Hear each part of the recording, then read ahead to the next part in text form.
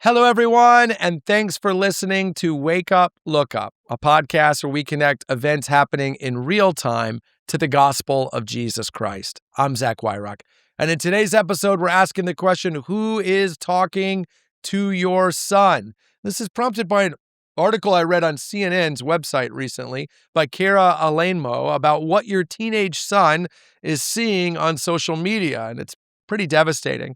73% of teen boys regularly see digital masculinity topics concerning fighting or money or muscles. And usually, by the way, they're not searching for it. The algorithm is sending it their way. Boys who consume digital masculinity content report lower self-esteem, increased loneliness, and even the desire to suppress their emotions. 91% of these boys feel pressure to change their physical appearance. 69% report having distorted gender stereotypes when it comes to girls. In other words, our boys are being discipled by social media, and it's taking them some pretty dark places, and it's making them feel inadequate and insecure and unprepared for the actual life. Now, the antidote to this is pretty simple and pretty obvious. The first is to encourage our young boys to get off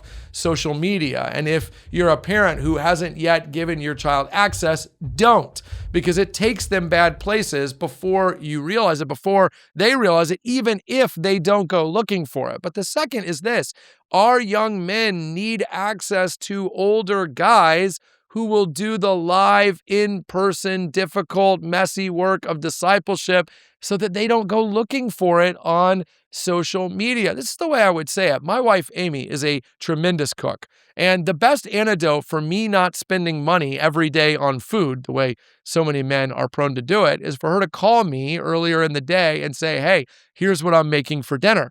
And if she's making something I like, the thought of stopping on the way home from work won't even occur to me, because whatever that restaurant is offering is subpar compared to her cooking. If young men had older men in their lives that were investing in them, that were shaping them, they wouldn't be hungry for what's happening on YouTube. They wouldn't even feel a need for it. And so this is a call to older men, to dads in particular, to do this work. This is what Moses writes in Deuteronomy 6:7.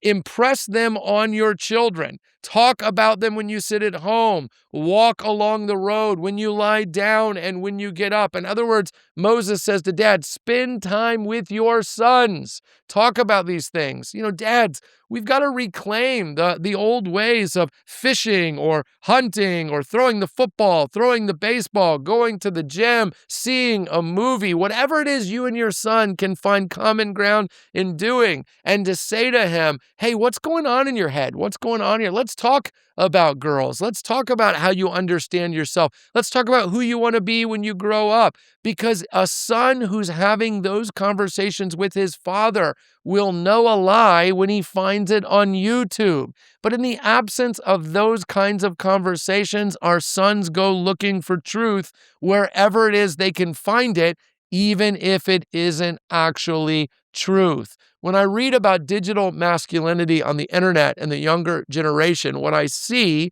is a group of kids crying out for someone to care about them enough to spend time with them, to talk with them, and to send them in a helpful direction.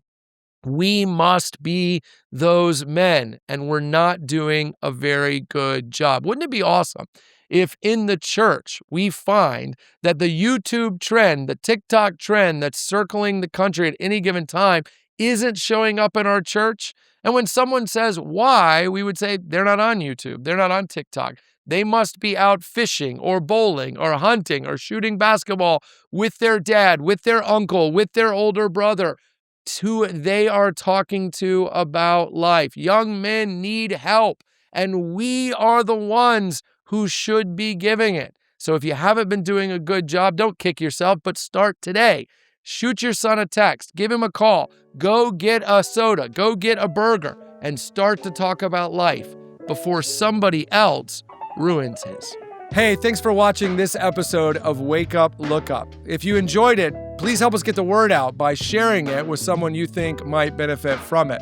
And while you're here, make sure to subscribe to our YouTube channel to get further content, or even download the CCC app, where you'll find even more resources to help you grow in your faith and relationship with Jesus Christ.